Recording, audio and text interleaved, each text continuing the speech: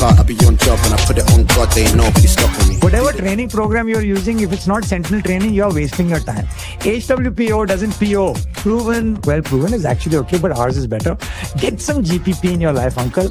We program fun and challenging workouts and preserve the most effective cure for and barrier against chronic disease. We review your workouts and give feedback and spend hours getting the workouts right. Sign up now at trainsentinel.com. If you don't, well then everything they say about you is true, you concubine. Welcome. Hilarious. It's good, isn't it? I can make some ads for CrossFit Louvre if you want. Did you make that? Was that AI? Yeah, the voice is AI. Yeah. I knew. Taylor does a really good Indian accent, so I thought it would be funny. But like loads of people message saying like, this is so racist that you're using someone impersonating an Indian person. I was like, nope, this is AI, so it's built off of someone who's actually got an Indian accent. Accents are fun. Accents are fun. They are. I was actually thinking about it today. I was teaching today because Santa is coming and that fucker is not cheap. So I was getting a bit of extra money and I was teaching in a class. We were playing a game. It's actually a really good game. It'd be good for some of your team building shit. It's called like Four Corners. So you get a kid to stand in the center of the room with their eyes closed, and then everyone runs in and beats the shit out of them. No, they close their eyes, and so there's four corners in the room, like purple, green, red, and blue, or whatever. And everybody has 15 seconds to go to whatever corner they want to go to, and then without looking, the kid in the middle says blue, and whoever's in the blue corner then is out, and they have to sit down. And you keep going until there's no like one person left. But as I was doing it, I was counting down from 15. So to entertain myself, I counted down from 15. Then the second time I counted down from 15 in Irish. Then the third time I gave myself an English accent. Then the fourth time I gave myself an American accent. Then the fifth time I did Australian. And then I was like, wow, would it be racist to do Indian? Are they going to get upset? I was like, it's probably safer just not to do it. But I was thinking that there's like a hierarchy of accents that anyone can do an English accent. It's fine. Anyone can do Australian, it's fine. Anyone can do an American. As soon as you veer away from white, or like typically white, you're fucked. Like if you start doing Chinese, racist. Indian, racist. It's You could do like 5 different takes of it. You could do Mancunian, you could do Liverpudlian, you could Newcastle. Although if you're Newcastle, you wouldn't be able to count, so you can't really do that with the Newcastle. Every time I do Scottish accent, I fall into. Do you remember that film with Fat Bastard? Yeah. Like my titties. Yeah. This is exactly how I expected this show to start. How are you? Where are you in France? Are you at home? Yeah. I've been at home for a couple of weeks. I had a fair amount of travel, like all of August, every weekend in September, and then like the last 3 weeks of October I was away until the end of Rogue was the end of the long trip. So I've just taken a couple of weeks really just at home, which has been really good. Do you build out your own calendar, or are you told like we need you here this date or whatever? No, it's really, I mean, like Jay's really good. He kind of gives me a free hand on picking. I mean, he wants me to be in front of people and talking to affiliates, and doing some troubleshooting and stuff. And I can only travel so many times in the year, so you got to try and pick the biggest wins.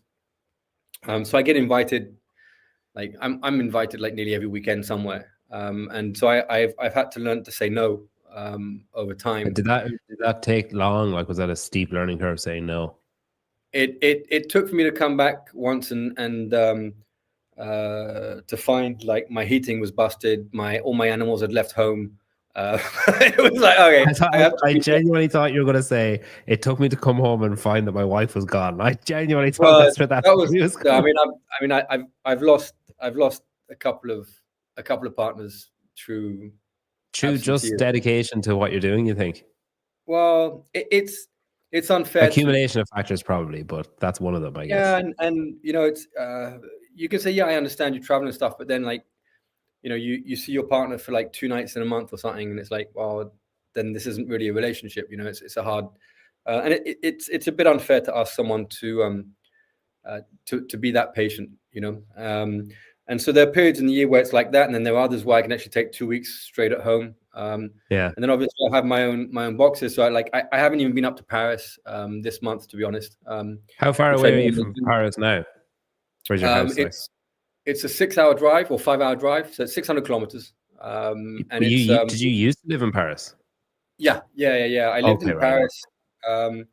Well, I went up to Paris to open the box actually, and was there from was the end of 2011 until 2016, and then Okay. in 2016 I bought the house here, and then and then just been doing toing and throwing and sort of thing, and then we opened the second box in Paris in 2019. So the third? Yeah. Well, it's the second box in Paris, but it's the third box. Yeah. Because And the where's the second second box one is then? one in Bordeaux. Here in Bordeaux, 5 minutes away. Yeah. Oh, okay, right. Okay. Yeah. It's like, why do it when you can, open a second box, 600 kilometers away, Yeah, easy. Yeah, we'll talk about your gyms in a little bit, but because I find the on paper, like when you're mapping out, so say I know I'm going to I'm actually, the guy that owns CrossFit Leamington, Satiris that owns CrossFit Leamington, so he's bringing me hunting in next 2 weeks. So he was like, oh, I was over at his gym, and it's a really cool gym, and he has deer, it's not deer, what's it called when it's dead? Venison in the fridge. And he was like, oh, it's like, sell this to my members, I hunt it myself. And I was like, that's fucking crazy. And he was telling me all about it. And then he was like, he texted me 2 weeks ago. I was like, if I could arrange it, would you be interested in coming hunting? And I just sort of the opposite of what you do. I just say yes to everything. So if someone says, would you be interested in doing this? I'm like, yeah, cool, whatever. So going hunting with him next week, might die, I don't know. And then I'm going to World Fitness Project, the finals in Copenhagen, just to see what it's like. And then I know I'm going. Yeah, and then I know I'm. No, not yet. I might get an email. They're dropping like flies. I want to. I just want to see what it's like, and I know then that I'm not going anywhere. I have nothing at all travel wise at all, until maybe semifinals. And I get restless then because I'm like, I should go somewhere. I should do something. I shouldn't just be doing nothing. But then when there actually is a period of travel, it's the complete reverse where you're like, I feel terrible. My wife's under so much pressure with the kids. I'm fucking exhausted. I know as soon as this travel stops, I'm going to get sick. However long this window is, whatever's coming after it, I'm going to be sick.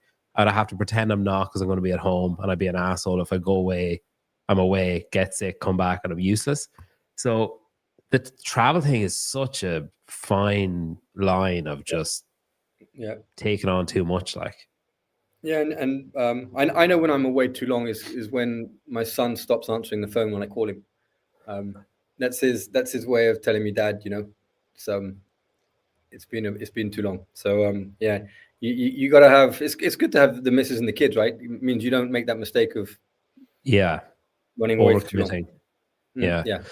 I think it's hard as well. Time zones are such a fucker where you're like, I'll text my wife and she'd be like, it's 2:00 in the morning. Like, what do you want? I'm like, oh, sorry. I'm busy. I think when you overcommit as well, you go somewhere and you know that you wanted to go, and you know that you can have some value. Yeah. But you have like this like a weight of regret, and so you don't fully enjoy. And that happened. I was in Australia just off the back of the Down Under Championship and the Coaches Congress there, and then we had a course just after that, and I loved all the interactions and stuff, and I love the places I was in, and the team out there looked after me, and everyone was super nice, but there was just like this thing of like, I think I'd still rather be at home right now, Yeah. and that's when you've overextended, that's when you've gone too far. Do you give yourself I know sometimes you go with your son, so obviously you give yourself longer. You include classic travel stuff, but do you, when you go on your own, are you literally like, all right, I'm there Saturday and Sunday, so I'll get in Friday, leave Sunday night or Monday morning, or do you give yourself a buffer either side? Do you give yourself a couple of days? No, I'll try and keep it as tight as I can. It depends who's there. A lot of the team, I don't get that many opportunities to see, so The guys that I used to work with when I was on the international team. So like if I go out to Canada, I'll try and get a day or day and a half early so I can see Carrie-Anne, meet her husband, the kids. You tend to get to know the families as well, right? And so it's like this. It is honest. I mean, it sounds a bit corny, but it is like an amazing group of friends. It's like if I were to go to Italy to see Matteo, I'd try and stick a day before and day after whatever we're doing, and I think that's pretty important because otherwise also all the field teams are very isolated, those are important. I think moments of building relationships. I don't think we're in a transactional environment. We're in a relationship. We're in an environment built by relationships, not by transaction. And nobody does the job they do for CrossFit on the field teams for money. And so that sense of belonging and getting some feedback and feeling valued or appreciated is really, really important, I think, for them. In the great country of America, we hear good things about Daniel. Excited to listen along. Giant walls or tiny pictures? Both. The picture in the middle is huge. The ceilings are pretty high. And the pictures, well, that's a big ass map. It's I think the ceilings are probably like about four and something meters. Wow. You should get one of those scratch maps, where you scratch off the countries. You scratch off the countries? Yours will be full pretty quick. This is on me saying yes to everything. I know 2 male midgets that are looking for an Irishman. Yeah, I mean, fuck it, I'm in. Lucky Camera Straps met Daniel in Australia a few years ago. Great guy. Very good. That guy makes cool mouse pads and camera straps, obviously. Yeah, cool, like leather. He inspired Dave Castro. I don't actually think he did, but we'll see. Oh, he's the leather man that inspired the Aussie leather man. Yeah, the DC. Define Co are actually sponsoring. I don't know if you saw this. We're doing a workout tomorrow. Johnny in 179, Jamie and Method in CrossFit Northumbria, and then JR and CrossFit Crash. We're doing it's called Partners on Parole. It's for that, that Redemption Road. I saw that. Prison. Yeah. For the affiliate that looks after the inmates. Yeah. Right? So RX, it's pretty cool. RX Market are sending an affiliate pack of ropes to one of the prisons, so strangulations will go up. And the Define Co. I made that joke yesterday. I was like, I'm going to use that multiple times because it's so good. The Define Co. and Vindicator giving prizes, so we're putting them up. Jen Green from the affiliate team in the States. Yeah. She runs that local comp, so she very kindly gave up her time and set up a leaderboard and like a way of putting in scores. So all the gyms are going to put in their score. Anyone who does it globally can put in their score, and then the Define Core giving podium prizes for Europe and Vindicator giving podium prizes for America, which is pretty cool. There's a GoFundMe. I'll put the link somewhere and people can donate if they want. So your role, so you said there when you were part of the international team, what are you now? Like, what's your title or job? I'm head janitor in the cupboard. What is the title? If you were handing out a business card to someone tomorrow, what would you write on it? Like, it would be something to do like owner education. Okay. Would be on it. I've never been very big on titles. It became a thing after Greg left. Was like people were like fighting for titles. Back in the day, we just wanted an email address that had CrossFit on it, so we could actually communicate. Or we wanted access to the affiliate database, I think. And so it's developing content. So some of the stuff that we've been filming is in the toolkit. Not all of it. I mean, a long way from all of it actually. But it's just the tip of the iceberg is in the toolkit already, and it's a first step. We had to get scrappy. So there's a really good guy called Mike Raygoza. You may have met him. I call him Magic Mike. He's got really, he's got really bushy upper lip, really thick, nice like Mario Bros mustache going on there. And that seems like a bit of a jab at me. Go on. It's a nice mustache. The one he has is a nice one. He's got a manly mustache. All right, go on. I wouldn't be able to, I could never get as bushy, and I got to shave because I keep getting egg yolk in my beard. And it's like really pain in the ass. Just when you're walking down the street, people just throwing. Throwing eggs. Oh, you mean eating? Yeah. That's the haters on Instagram. So yes, we've been well, a lot of the content I already had, because it's stuff that I've been using with my teams for a few years, and then stuff that I use with the international team. And I wasn't a very good micromanager on the international team. I'm more of like setting a North Star and then trying to develop people to become better leaders and communicators and that kind of stuff. And I don't think I do too bad a job on that. I wouldn't call myself a manager. Like the daily, that nitty gritty stuff is not. There are other people in the team that are way better at that than I am, and they're probably running the team better than I was back at that time. But I had huge amounts of just good times with the international team, setting up that team. There were 7 of us at the time, and then it grew a little bit more. They're honestly, like, there are parts of the world where CrossFit's growing again, which is fantastic. Countries where they have issues to crack that aren't the same as in the US or in the UK, and like just the perception of coaching as a career option is something that needs to be worked on in a few of the countries. Pricing, costings, that kind of stuff. It's like, there's a lot of good work being done at the moment by the field teams, and they do it in the shadows. Just big kudos to them. They've been through all the storms. They've weathered all of those, and when COVID hit, the countries, the litmus test. A lot of people say, oh, the international teams, whatever, the country managers, CrossFit existed without them, so they're not really necessary. But when the storm hit with COVID and the tweet, the countries that didn't go backwards in affiliate numbers were the countries with country managers. Why? Because they built relationships, and that's where I became just so convinced that the future was CrossFit was around building this community of affiliate owners, and also like their head coaches and stuff who then move on to actually operating the box we just moved from there, and then it's been an interesting time. But at the end of last year, I was tired. I'd been in the role for 4 years. It had been a lot of traveling, and it was time for me to move on. I won't say that it was all my choice, but it was the right time. Is your role? You follow soccer, do you? Like football? Yeah, when there's no rugby on.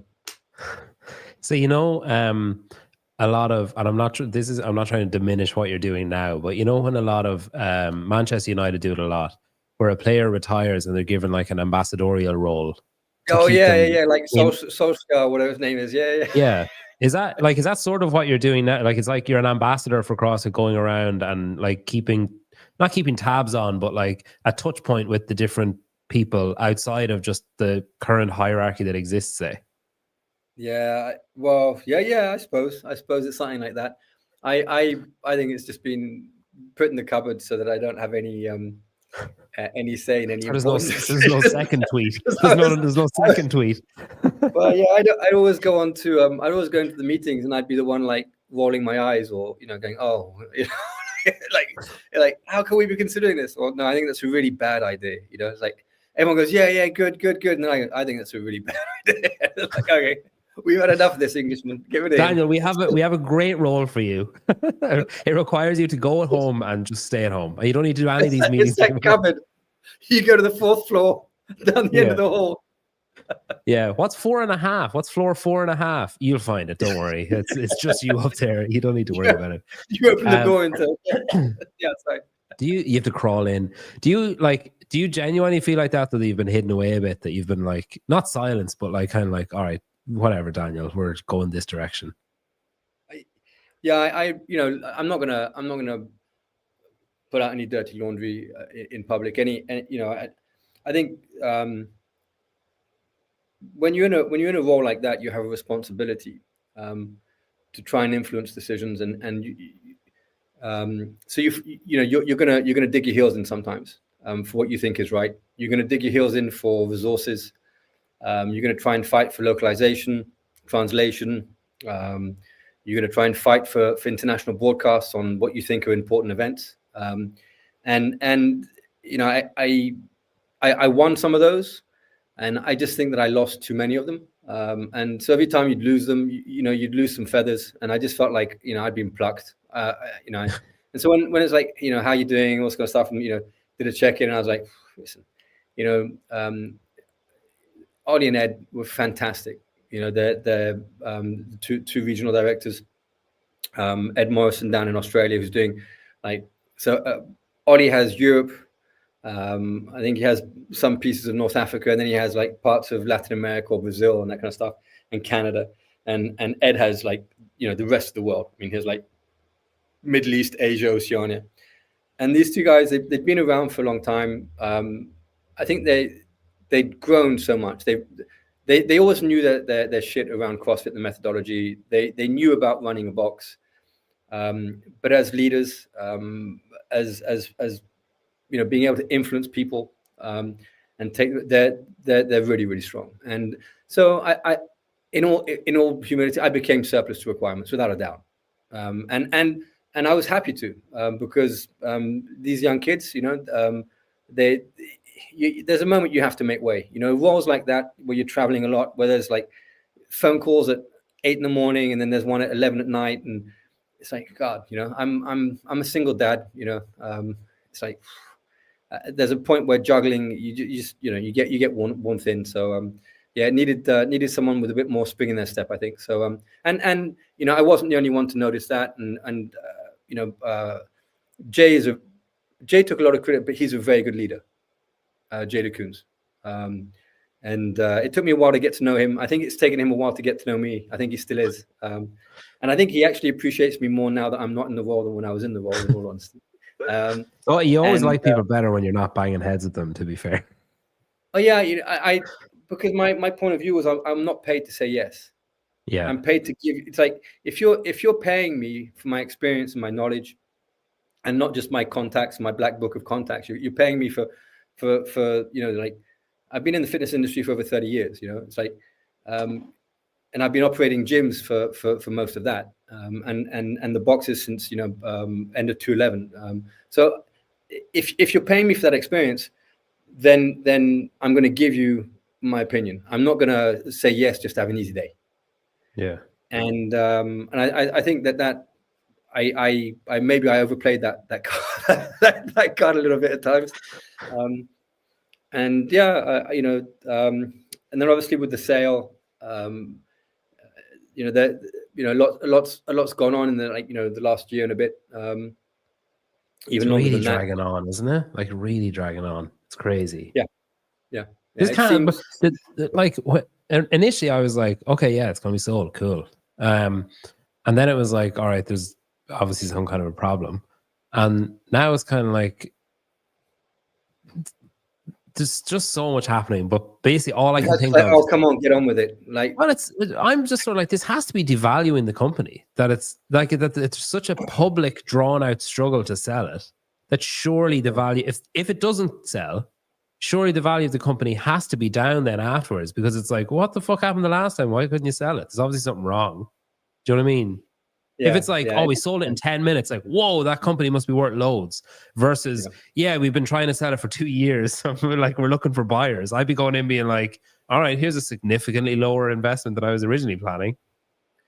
Yeah, I think for the, I agree with you on all you said.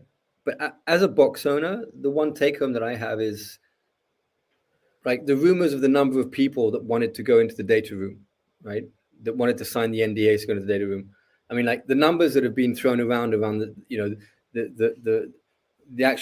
sheer number of people or companies and groups that wanted to go in and were interested by the CrossFit name and the brand and the methodology. I mean, it's like I've been involved in sales in the past, and I've never heard numbers like that.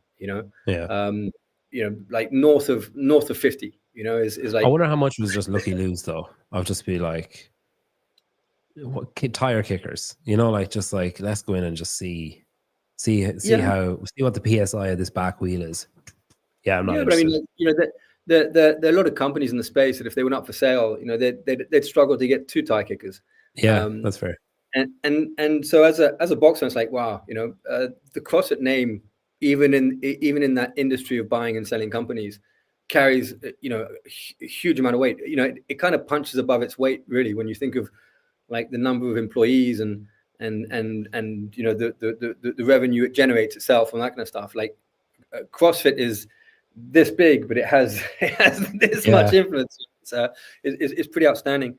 So that for me, I asked AI before what the value of the ecosystem is. So like, not if you're purchasing the company of CrossFit, but like the actual like everything around it.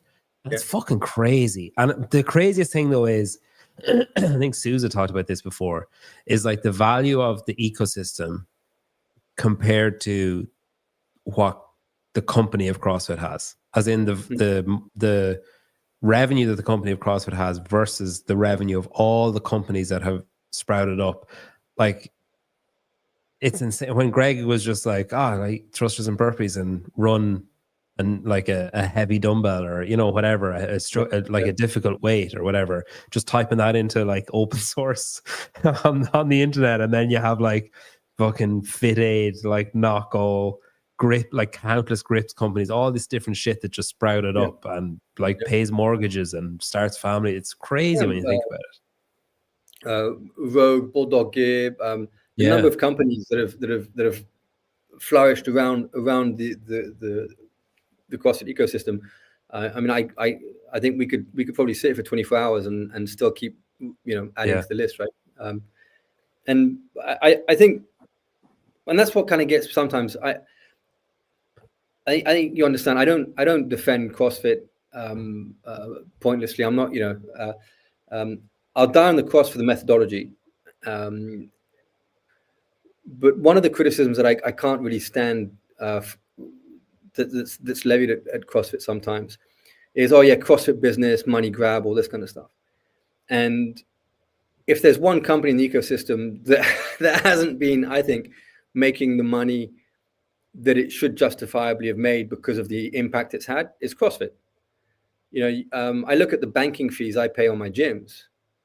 You know, I pay literally something like 17 times more money to my bank than to CrossFit in the year. Oh, just in transaction fees or whatever. Fucking hell, that's crazy. Yeah. And insurance, same thing. I pay more to the insurance for my three gyms, on insuring the building, insuring the activity, that kind of stuff, than I do to CrossFit. I order more Fit Aid, and Fit Aid makes more out of me than CrossFit does. You know, between me and my coaches, we probably bought more Noble gear and Northern Spirit gear than we paid towards CrossFit. So, you know, when people say, "Oh yeah, CrossFit money grab," that CrossFit as a small, and I now talk to you as an affiliate owner, as a small gym owner, it's like a no-brainer, man. You know, it's like I've got very close friends that are you know, doing the you know, less than 46 thing, and you know, they pay 9% of revenue, and then the buy-in is like, you know, is like a few £100,000, right? To go and open gym. It's like the barrier to entry, and then the cost of affiliation is absolutely peanuts compared to any other multinational, world-renowned brand. And so that's the one criticism that I really have trouble stomaching towards CrossFit, is about the money grab thing. So I'm doing a High Rocks this weekend. I'm not ashamed to say it. I was roped into it by a super young coach who's going to kill me. And it's like, we've paid, I don't know, it's like 150 quid or something, to go and do this thing that's going to last. He would probably do it in like sub an hour. I'm going to drag him. You're doing it with him. You're doing it in sub an hour. He's doing it in sub an hour. I'll tell you what. I didn't know they did this, but so I'm 52, and I thought, oh yeah, we'll be in like the over 50s category. They do an average of your age, so we're in the 35 category. I am dead.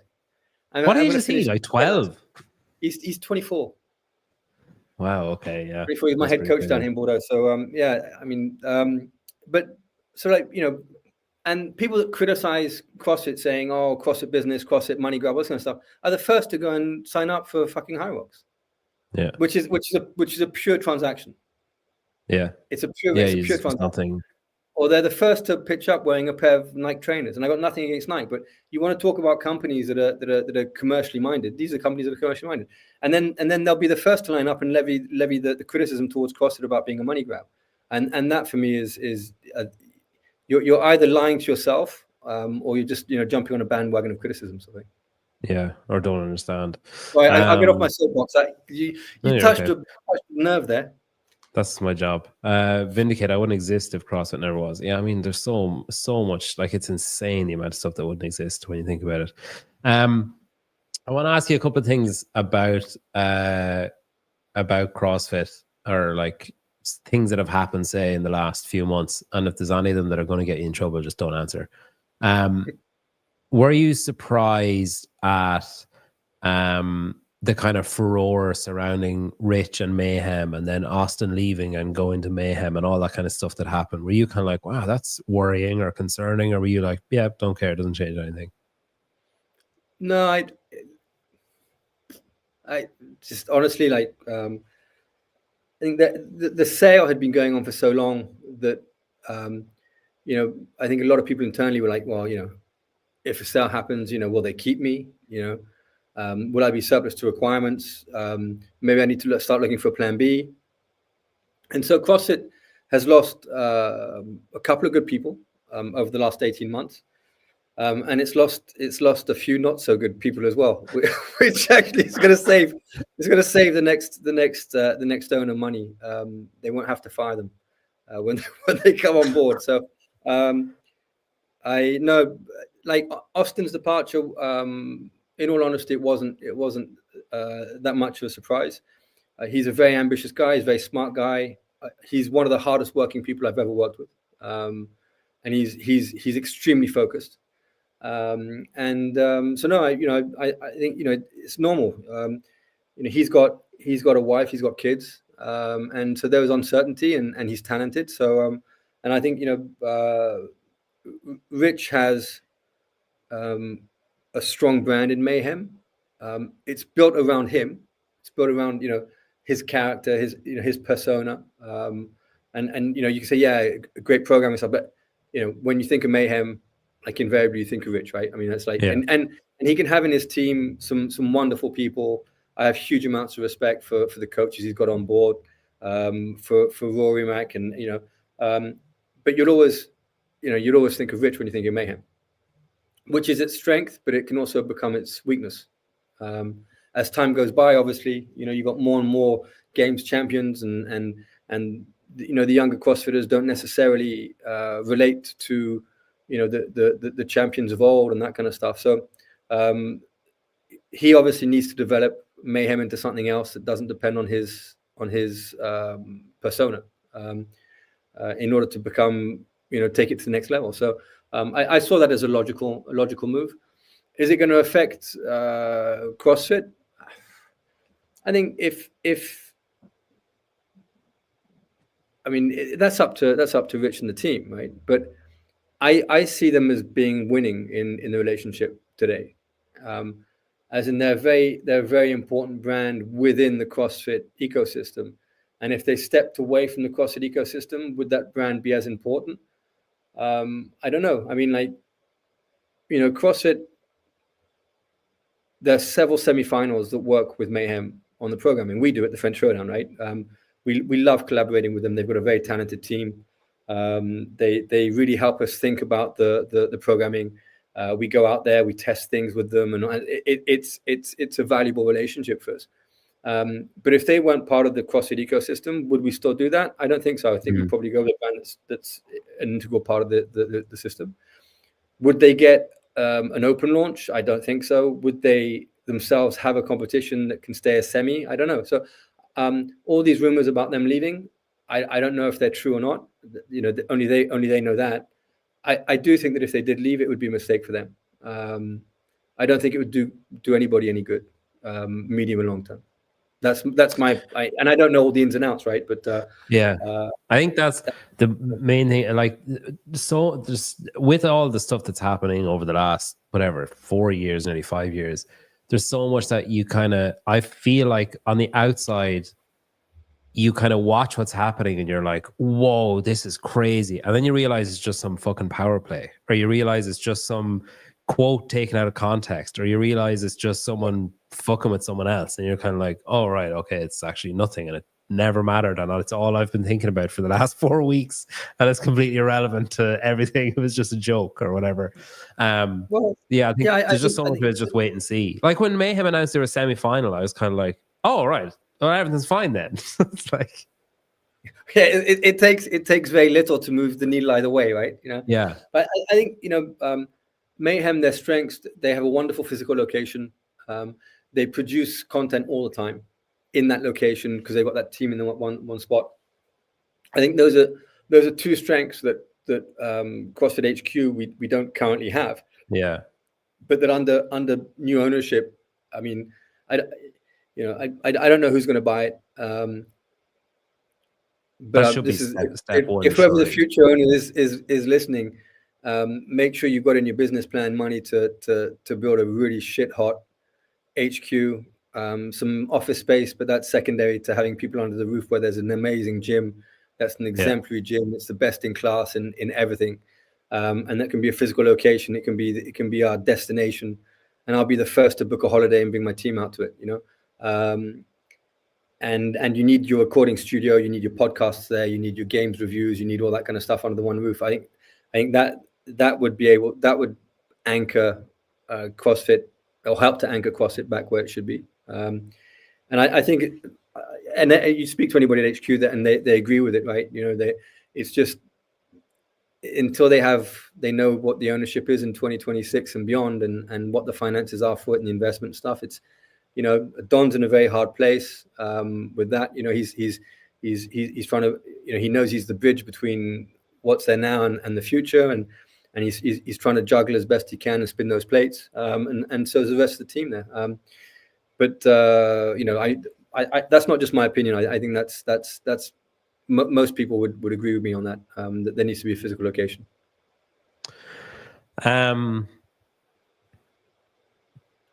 Jay DeCoons, I want to talk to you about Jay. So I had no prior Abercrombie. knowledge. Abercrombie. I had his no nickname. prior knowledge of Jay other than Hitler's video, like way back, and the fact that he stuck around. And the fact that he stuck around, I was like, all right, fair play. Like, easy thing to just go, do you know what? Fuck CrossFit. I just walk away, but he stuck around. Then I met him at French Throwdown, actually. And he came over. That's an amazing competition, by the way. Just thought I'd mention that. Really good. I did that. But he came over and said hello. And I kind of thought like, oh, that's like nice. And then he was very complimentary, you know, like saying, oh, I've heard the show, it's good. And, you know, kind of asking about it and showing an interest. And I was like, that's actually pretty cool that he could have just not bothered. But one of the things I really liked, or a couple of things I really liked, we were sitting at dinner and Johnny from 179 just hammered the shit out of him over. I can't even remember what the topic was, but he just went at him. Like it was unrelenting in like, no, and just like, this is what it is, and just whatever. But I was just impressed with Jay's receptiveness to it, to be like, okay, yeah, explain that again. And like, or, you know, what you said this, what did you mean by this when you said that, or whatever, like, you know, intrigued about it. And then also pushing back and saying, yeah, I understand that that's what you think, but there's also people that think what, you know, and there's a difference of opinion, basically. Because I think a lot of times people in a role like that, especially when they've come in from the outside, tend to be maybe abrasive or defensive and be like, no, fuck you, I know what I'm talking about. Like, who the fuck is this guy? And, you know, like, get this guy out of here. I was very impressed. Like, he really impressed the fuck out of me that he stuck around after the Hitler stuff, because other people left for similar circumstances. And then his ability, that sort of leadership style of like, yeah, like argue with me and I might argue back, or I might agree, or we might just walk away not agreeing, but I'm willing to do it. And I'm not just like, I don't think I'm better than you because I'm in a higher position or whatever. I just thought that was very impressive. Yeah, I mean, with Jay, the thing that I think people need to understand is that the job didn't choose Jay. Jay chose the job. As in, like, this guy's he's I won't say this very often, but he's extremely talented. He's a very good leader. He's the bridge between strategy and it becoming reality. He's that facilitator, and he knows how to get bring in different partners and get people aligned. And he's good. He knows how to work a system, right? And so he could have walked away, and he could have walked into a job that would have paid him better. So if he were here for money, he made a bad choice, because he could have,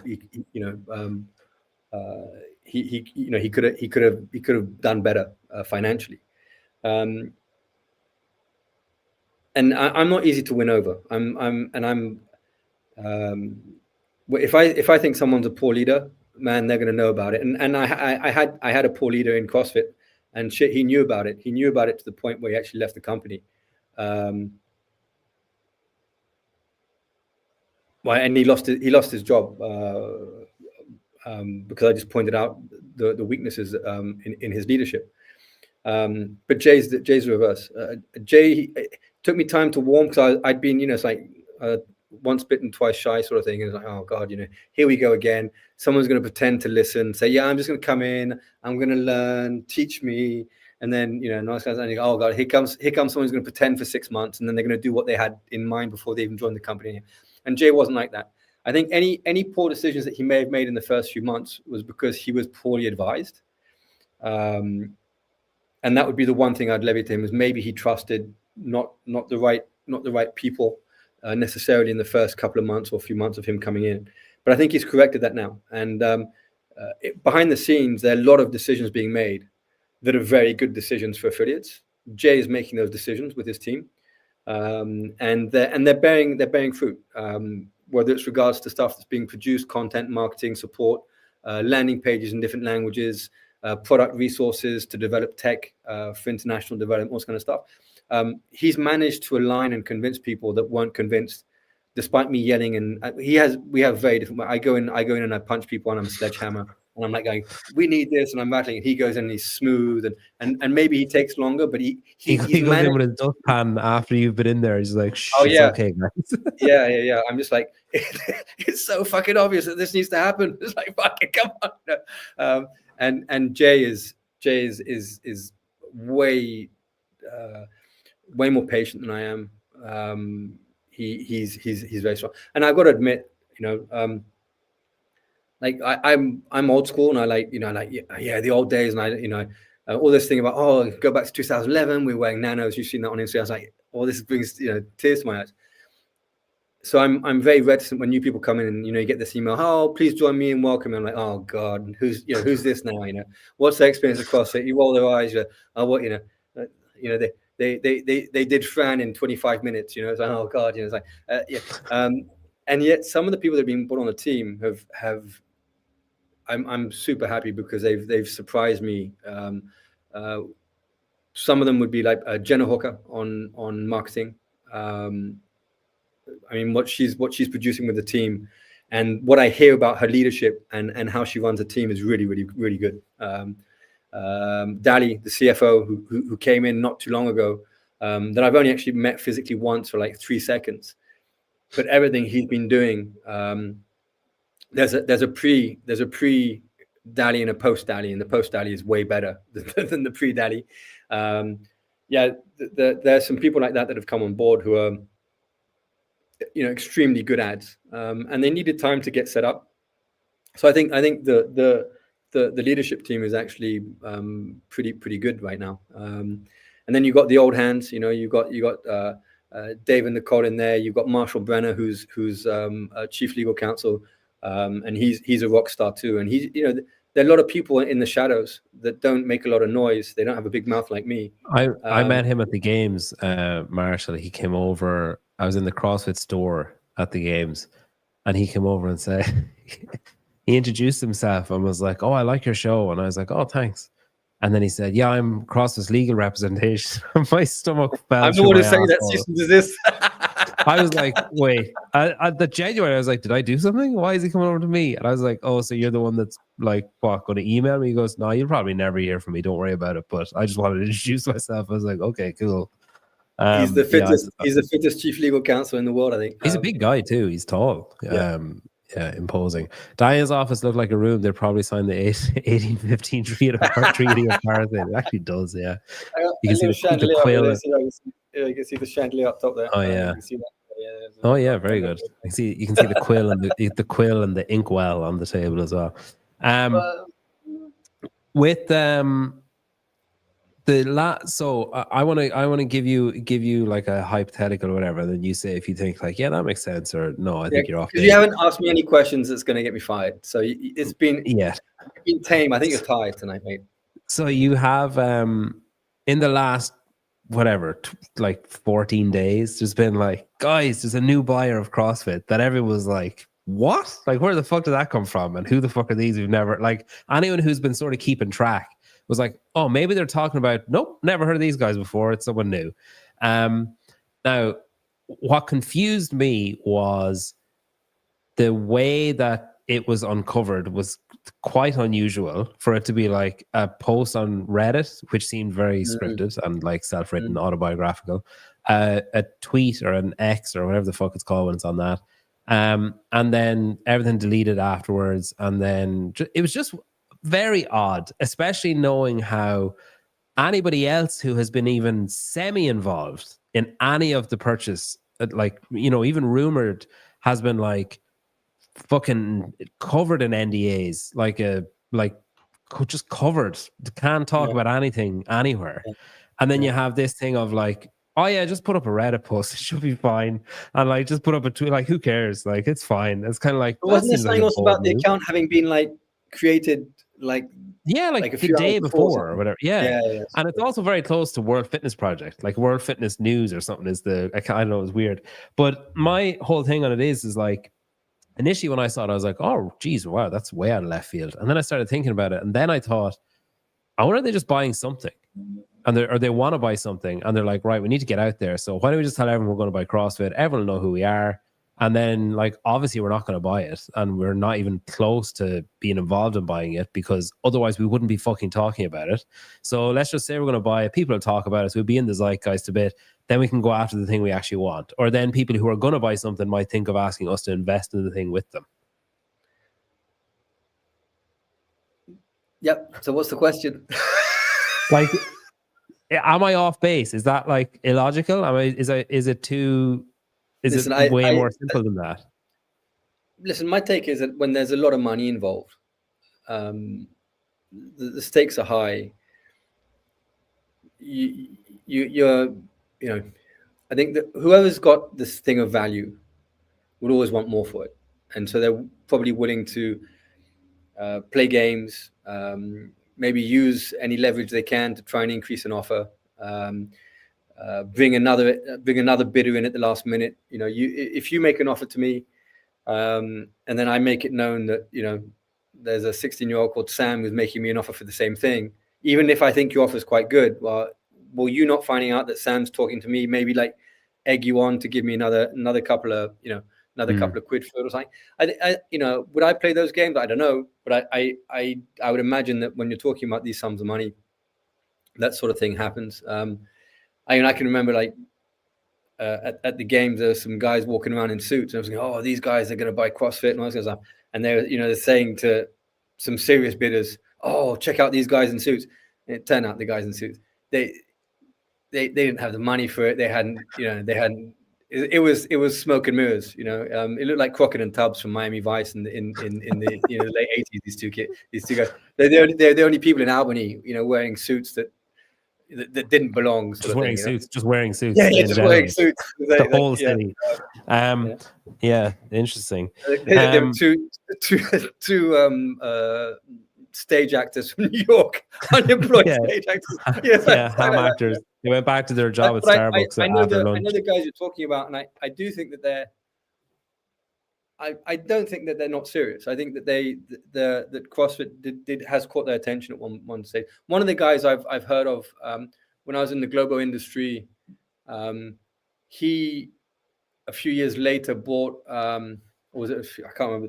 He bought the chain Crunch Fitness chain before it became a franchise, and it was literally a loss-making venture, and he's turned it into like a $1 billion company. I mean, I think he's got some serious funds, and I think he's interested in the fitness space. From like, I looked up some of his interviews and chats and all this kind of stuff, and I don't think he knows all that much, honestly, about the CrossFit methodology.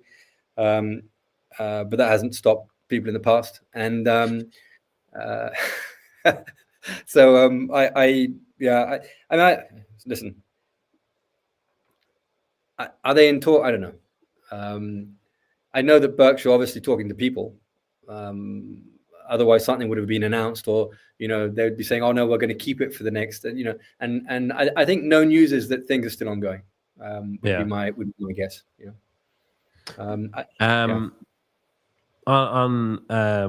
One thing we do know, I guess, is that the season. Look at this for a segue. The season has been set, and we know the dates, and we know the structure of the season. More than can be said for World Fitness Project to date. But we know that. Well, we know who's not going to Copenhagen. We do know that. Apparently, it's all in who signs the contract for next year, though. That's all that actually counts. That's what I was told today, and I just couldn't track the logic. I was like, "What? So the people that aren't going are not signing for next year?" No, the people that aren't going. The people that aren't going this time it's not really relevant. It doesn't actually say anything. Oh, what will actually say something is who signs the contract for next year. That's what will actually say. Not the people who are deciding like, yeah, I think I don't want the money that I don't want it that badly. I'm kind of okay. I have a question for you then. So like, if I sign a contract, right, say for 20 grand, because I'm not one of the best, but I'm not like one of the worst. Yeah, in the 54 category. But then I don't go to the events. Yeah, but you the contracts are paid per appearance. Like, so if your contract is 20 grand, you'd get like eight and whatever. No, that doesn't add up. You get that doesn't work.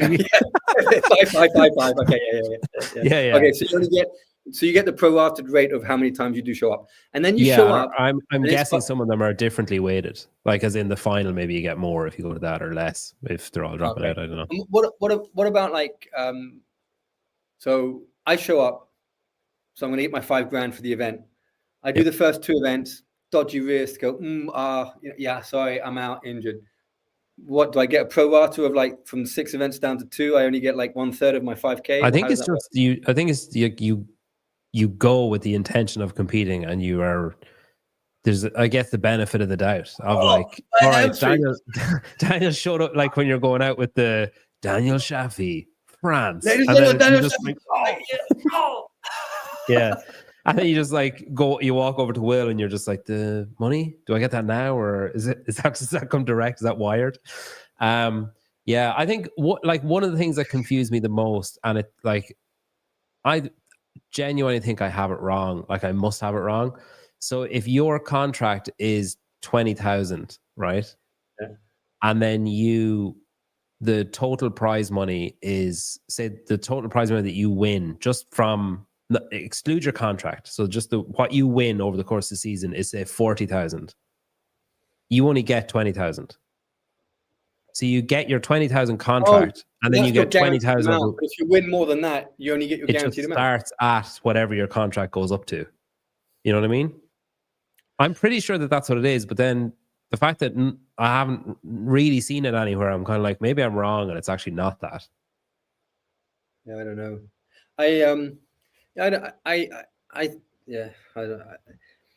I just find that whole setup. I understand the desire of athletes to have some sort of security and stuff, and I get that. But it's just like this mercenary feel of like just competing for money, as opposed to the desire to really be in a place and really get on that dance floor and show what you got. I don't know. Have you ever played a team sport? Do you play rugby or soccer or anything like that? Yeah. And you know when there's a game or training or an excursion or something is on, and nobody's going, like, because there's a night out or there's an exam or there's something that's happening, or a fucking wedding, I don't know, and everybody knows they can't go, and everybody's just like, I need to be the first person to say it, and I can't be the last person to say it. So everyone's just kind of waiting for the opportunity to say. And then the coach is like, all right, so training tomorrow. And you just, I can't come to training tomorrow because I have a wedding. And then everyone else is like, fuck. Like, now I need to think of a different excuse. And it's like, I actually can't go either because my mother died. And then like someone else like, my dog, there's no way. And it just becomes. And I was sleeping with his mum, so I've got... yeah. I have to go to get tested. But yeah, I think it. Oh my god! It just has that sort of a feel to it, where it's like, fucking Maddie Stewart pulls out, and then it's like, oh yeah, I was gonna say I waited because she said it, I decided to wait, but I actually can't go either. Sorry, it just has that sort of a feel about it. I think there might be more, but I don't know. It is unusual. Some of and I think as well. Sorry, the thing to your point that you just made, the athletes. There's been this talk always since COVID of we just want opportunities to compete. We just want opportunities to compete. I want to make this a living or whatever. And then I took that as there's no events happening because of fucking lockdowns. Everything is online because of lockdowns. And I just want to compete in person again. But I think that was taken as we just want to compete year round, like non-fucking stop from January to January, just event. And then that's where this kind of stuff started up from. And now the athletes are seem to be voting or making their stance clear by being like, yeah, no, this isn't actually what I meant. Like, I mean, it's cool and all, but I didn't mean, I just want to fucking bury myself and shorten my career by 4 years or whatever. So yeah, I think some people might be of the opinion that like, oh, well, this is what they asked for. And it's kind of like, I don't know if they did actually ask for it. I think it was the words were maybe put in their mouth a little bit to help start it, but I don't know if this is actually what they meant.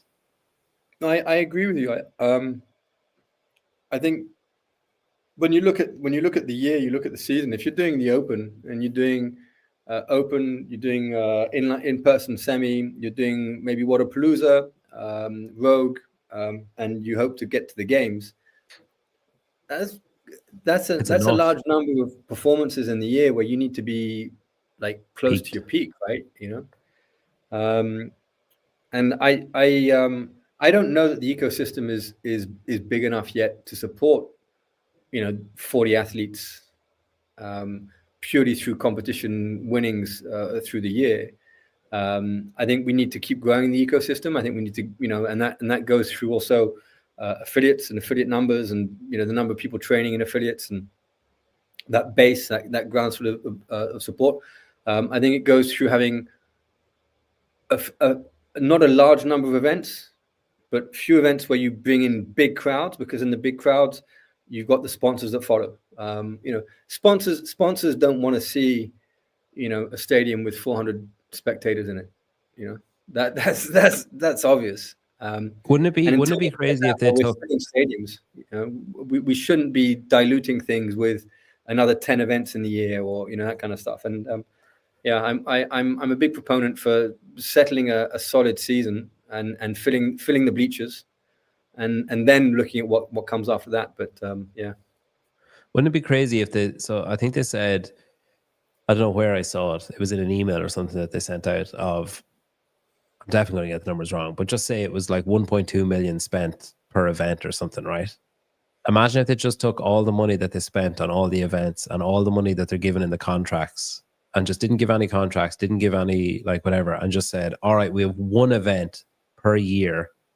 This year it's in Denmark, top prize, $600,000.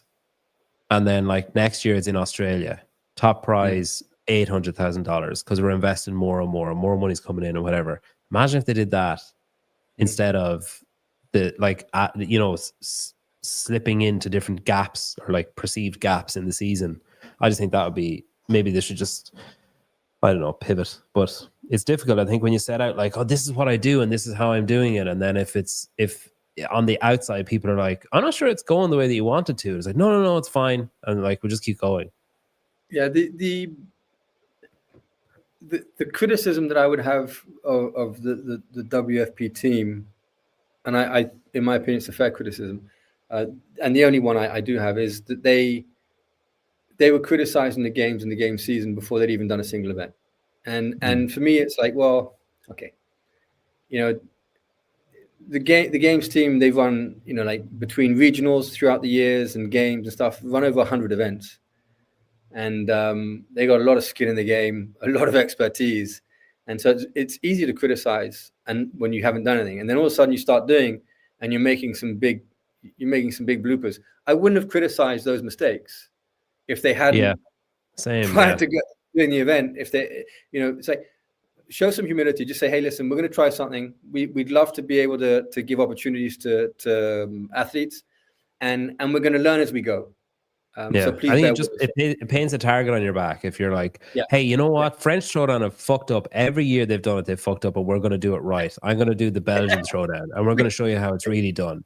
And then all anyone's going to be doing is like, if they make one fucking mistake, I'm on them. You know what I mean? Well, and the other thing is, if you think that you're going to come into this space and you're going to make money and all this kind of stuff, honestly, then you've got a secret that no other CrossFit event organizer has. Like of the, I can't. What are we going into 2026? We've been going since 2012, so we're going into like our maybe 14th year, 14th year, at the French Showdown. We made money 2 years.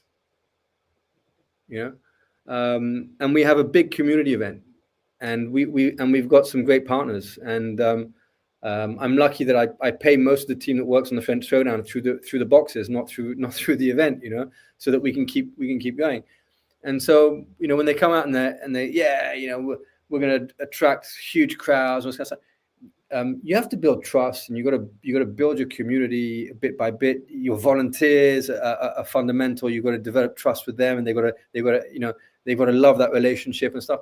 And it takes time to build that. And so I found that there was they underestimated. For me, they underestimated what building a sustainable event is about. And I'm not saying I don't think that we can make money in the future. I just think that where the ecosystem has been for the last few years and where it is right now, it's a tough space to be in. And so they're lucky they're being bankrolled, and I hope it lasts for them. It gives some entertainment, and it's giving opportunities for these athletes to earn some money and stuff. So, but I think they've underestimated the difficulty of this sort of arena. I think the biggest thing they missed, and I honestly can't believe they missed it, is they've been declaring pro cards and giving athletes pro cards for the season, but they didn't actually give anyone a card. Like, they didn't actually say, like, like a fucking black card for a nightclub or whatever, like oh shit, you've got one of those, like, you've got the gold Costco card, how'd you get that? Like, I genuinely, I'm flabbergasted that they didn't just say, like, hey, should we actually do a physical card? Yeah, that's a good idea. Let's do a physical card, because they can, like the Rogue Invite, like you do the physical World Fitness Project. You're a pro card holding athlete. Here's like fucking Tyler Watkins and Barkley Dale did it, and they're both highly autistic, and they did like fucking athlete cards. Look at that. With like shit on the back, like stats on the back. Like there's Hopper. Oh, they would come. You could buy them and they'd have a piece of gum in them. Yeah, well, these like don't, but yeah. Oh, shit. I just dropped Jason Hopper. You could trade them, and they've got like points out of 10 on strength, like the 10 physical. Yeah, and you'd have I actually have two of Hopper. You play trumps with them. You could do like a Krennikov and Noah Olsen. Remember, like the football cards, like have it. Need it. I'll swap you this one for that one. I've got a Hopper. I got a shiny Hopper. Can I have the one-legged double unders? Krennikov, 10 out of 10. Take that. Pooh, Trump. Yeah. Pooh. Can I swap you your shiny Hopper for my Ryan Giggs? I just think that was such a miss. I was like, I actually cannot believe they didn't just give them actual cards. Okay, but French Throwdown. So French Throwdown, the dates are set. The venue is so when I went to the last French Showdown, where was it? Montpellier? No. Yeah. Was that Montpellier? You came this year, right? Yeah, Montpellier. Yeah. You didn't come to Lyon. You snubbed us in Lyon. No, I was never actually able to make it work. I was all jealous watching you giving your speech on the floor and thinking that's fucking dope. So I went to Montpellier. That was the first time in any CrossFit travel I ever had to get a connecting flight. And I was like, wow, that's actually pretty crazy. That's the first time. And then that's why we're not doing it in Montpellier anymore. We're doing it in Paris. When you announced this year, you announced this year, and I Google mapped it, and I was like, holy fuck, it's basically in the parking lot of the airport. It's in the airport. It's literally like you land in Charles de Gaulle, and it's like there, like literally right there. It's crazy. Okay, so everybody's going, like, as in teenagers, age groups, old people, teams, individual. There's like 800 and something spots, 800, like athletes. 860 spots in the final in different categories. Crazy. Yeah, it's Is this the biggest it's ever been? this is the biggest final it's ever been, and in all honesty, we've stolen from 2 events traditionally, now 3. So every year I go to 3 events with some of my team. The games, obviously, and I normally work the games. I didn't work the last games because the cupboard had been warmed up for me, and then but Waterpalooza, I've been going as well since Waterpalooza was after the game. So I started Waterpalooza in 2013. I went to Waterpalooza and been stealing from them, and they're an amazing festival vibe. Yeah, really. And so we want to nurture that vibe there. And then what I think the games is an amazing test of fitness, and the way it's orchestrated and it's run, it's so professional, so smooth. It's like, Dave, Boz, J-Mac, Heather, the team there, Chris Cumming, they are just like, it's military precision. And so we've tried to learn from those 2 events. And now the last few years, we've added Rogue to that. And I've been going to Rogue for the last 4 years, which is pretty cool as well. And just trying to steal from them. And so that's how we're developing the French Throwdown is really thanks to the inspiration of those 3 events and then the people who organize those 3 events. So yeah, 860 finalists. We're going to have just under 400 volunteers this year. Wow. We may have a surprise in one of the sponsors. We're working on partnerships at the moment. There may be a surprise in one of the partnerships, which could bring a smile to your face. Durex. And yeah.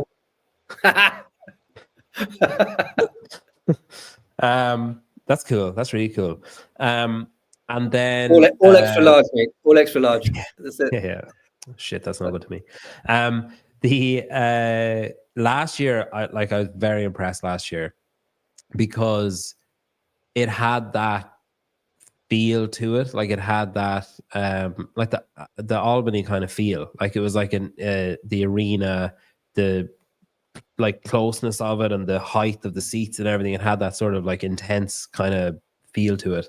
I was there last year with Johnny. Actually, we were doing like English. I wouldn't call it commentary. Like you put like you guys in the cupboard last year. Yeah, that was fucking hilarious. Sort of like a watch along kind of thing, because you couldn't actually see what was happening. We could just see what people were seeing at home.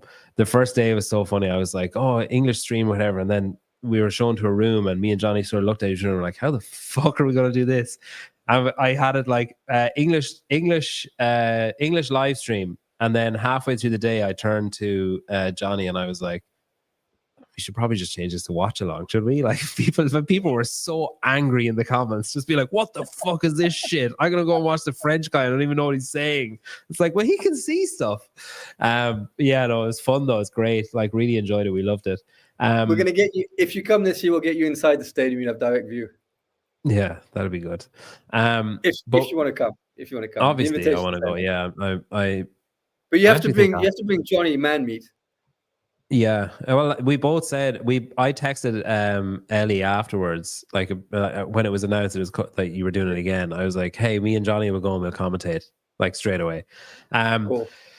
Yeah, no, it's cool. I think even like it sort of has a similar feel to the games or Waterpalooza that you're talking about there, where it's kind of like I hung around with all affiliate owners and country managers and like it's just kind of a group. And like, I mean, one day we were standing when there was, remember the community workout, and then there was food outside afterwards, and honestly for about 4 hours it was just like Ollie saying, "Oh, I remember in 2006 such and such, whatever," and then someone else would be like, "Well, I remember in 2005 that this thing happened," and someone's like, "I was there when Greg was born," and it was just like a challenge of who knew the most obscure thing they could think of.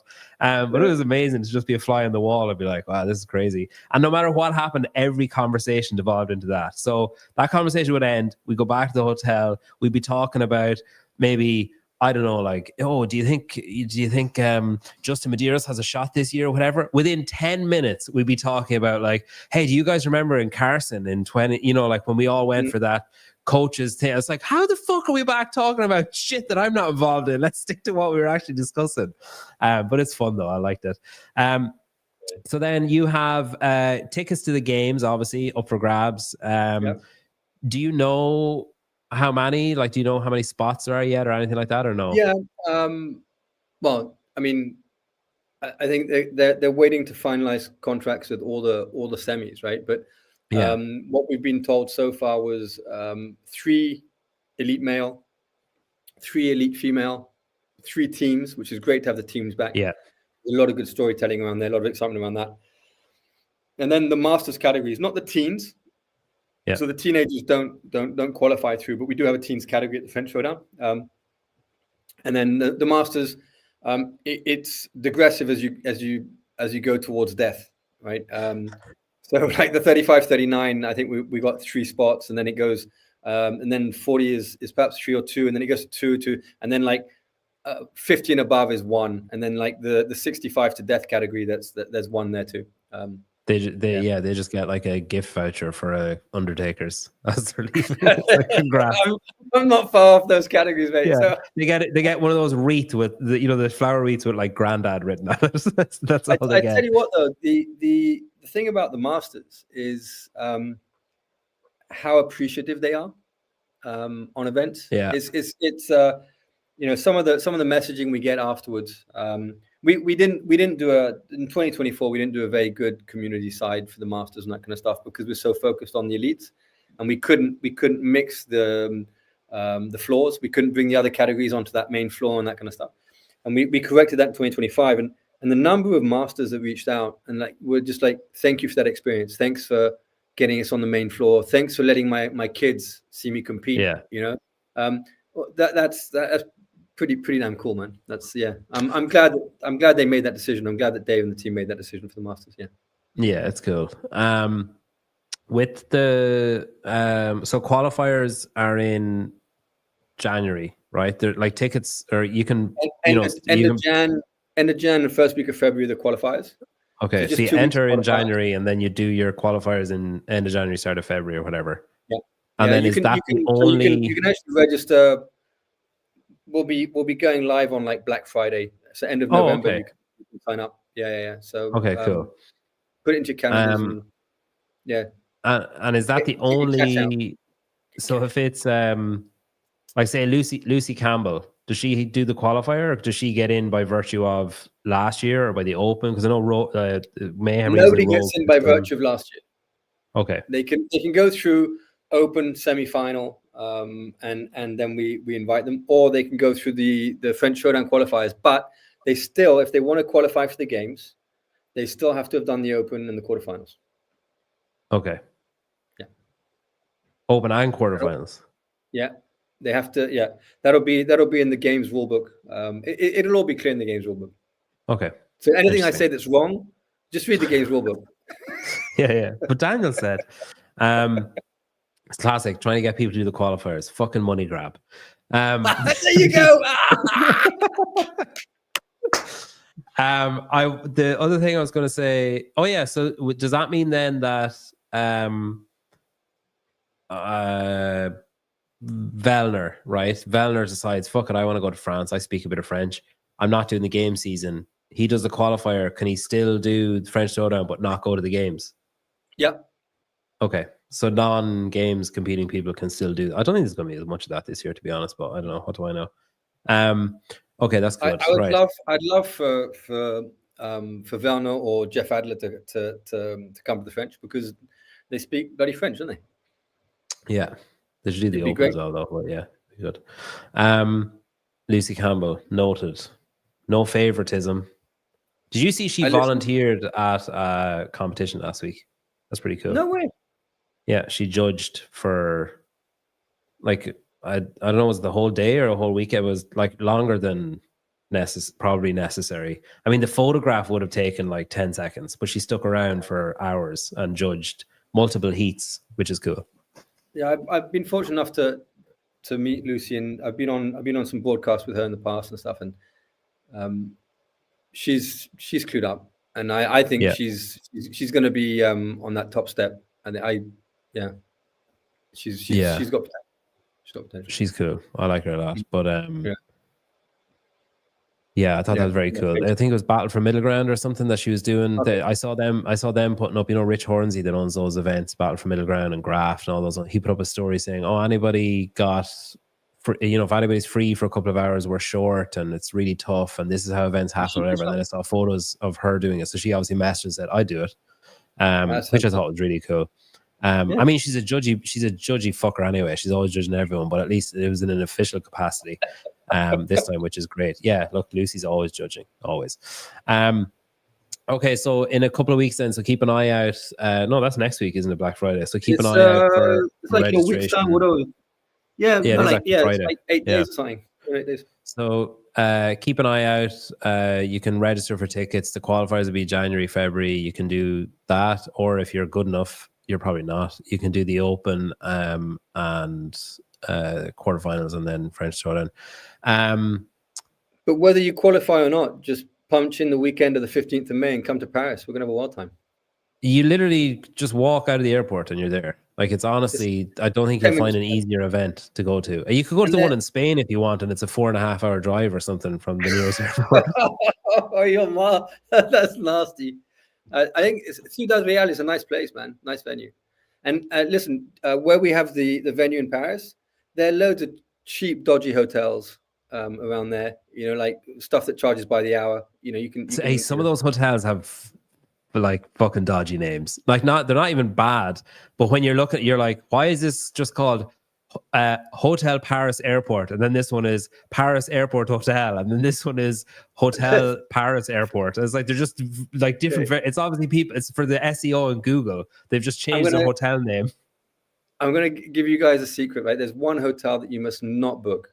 Okay, so listen, it's called the Hotel Star, right? Just the Hotel Star. Do not book the Hotel Star. The reason it's called the Hotel Star, I found this out to my biggest chagrin, is because it's 1 star. That's why it's called the Hotel Star. So do not book the Hotel Star. Jeez. If you want to know what a 1-star hotel looks like on the outskirts of Paris. God, does it even have fucking doors? That would be my question. We went to Rogue last year. It was in Aberdeen, and myself, my wife, and our then 6-7 month old baby went, and I booked a hotel, and I was like, my wife's like, how much is the hotel? And I was like, it was really fucking cheap. Like, so, like, it's a bit of a bus ride, but it was so much cheaper than the ones beside the venue. Like, it's like 1/5 of the price. So we show up at the hotel, and we get off the bus, and we were on the bus from the airport, and we had said to the bus driver, oh, we're going, I can't remember the name of the hotel, but we're going to this hotel. And he goes, yeah, no problem. Then we're sitting down. And then someone, just before we got there, said, are you going to whatever the name of the hotel is? We were like, yeah. And she goes, that's it. And I pointed out the window, and I was like, oh, fuck. So we got out, walked out, and we were like on the outside of the building, and I looked at it, and I just said, maybe it's really nice inside. So like the outside was not good. So we go inside the door and we're in the lobby. And then I looked at my wife and I was like, maybe the halls, like maybe it's really nice in the halls. So we go up, check in, walk down the hall, elevator like opens, it's like with the doors opening. We're sat in the elevator and I was like, maybe the bedrooms are nice.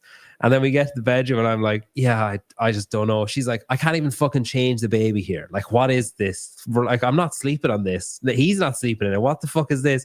So I went back down to reception, packed up the stuff, found a different hotel. I just paid through the fucking nose for close to the venue. Went back downstairs to the reception. And I said to the guy, I was like, yeah, we're not staying here. I was like, can we get a refund?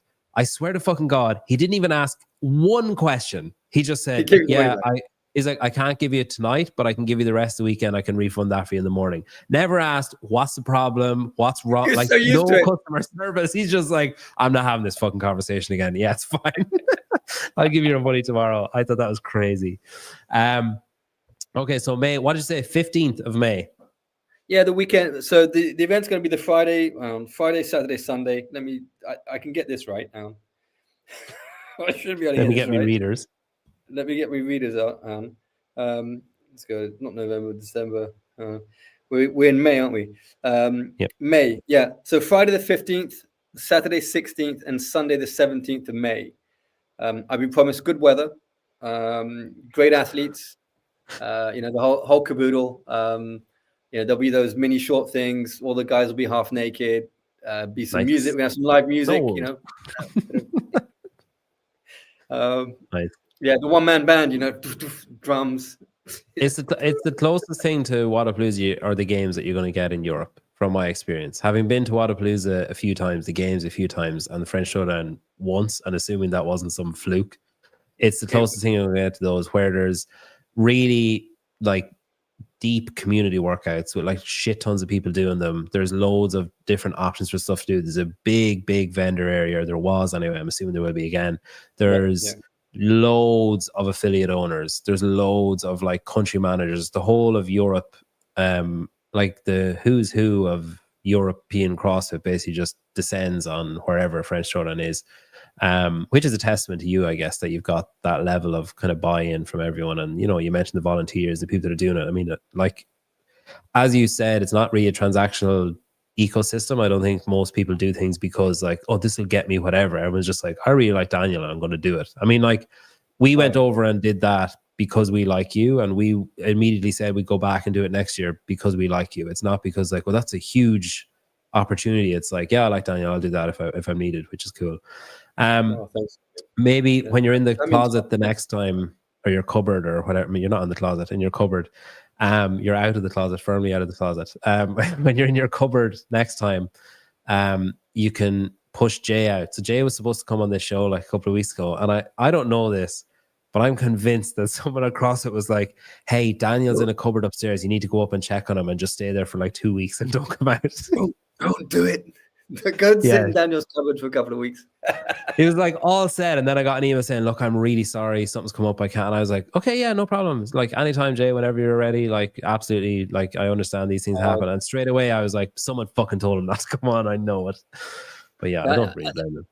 No, I think Jay would be in a tough position if he came on, and he doesn't want to answer around questions. He'd like to answer questions, and you'd ask some gnarly questions with some hairy balls, and do you know the person I probably respect the most in those types of scenarios is Dave.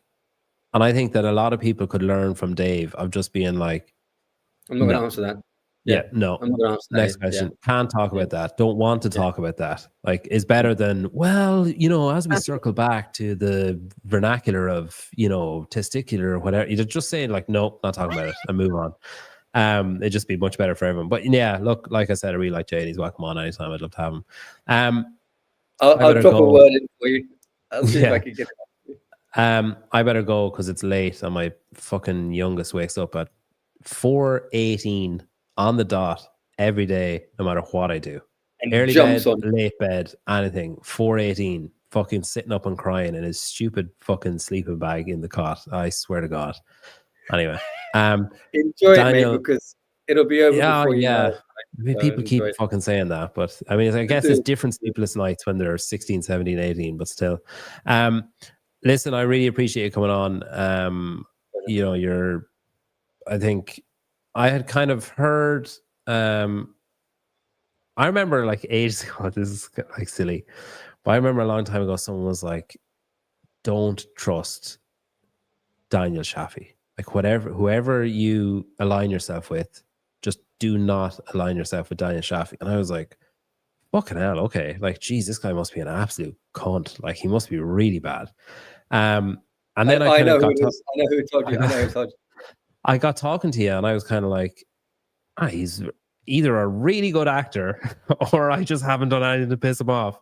And then the more I got to know you, the more I was like, all right, that other guy, they're just fucking retarded, because Daniel's like, literally, if anyone gets it, Daniel gets it. So I don't know. I'm really proud to know. I know who you're talking about. You don't have to name one, because there are only two people in the space in all my years that I would openly say I don't like, and that's one of them. Okay, yeah, I can empathize if that's the outgoing message. But yeah, I'm really proud to know you and all the stuff you've done. It's amazing. Like, you're involved, like Louvre and all that shit. Like, we do the affiliate shows every week, like Johnny, Jamie, and JR and me, and it's like a drop in the ocean compared to the impact that you've had with Louvre and going around the country managers and all the different affiliate owners and stuff. So whether you're in the cupboard or out and about, just keep doing what you're doing, I suppose. I'm cozy in the cupboard, mate. I'm all good. But thanks for what you're doing. Thanks for the out of your invitation. way. You have a good weekend, mate. Thanks for your time. Thank you. Yeah, Thanks for you inviting too. me on. Thank you. Thanks everybody for watching also.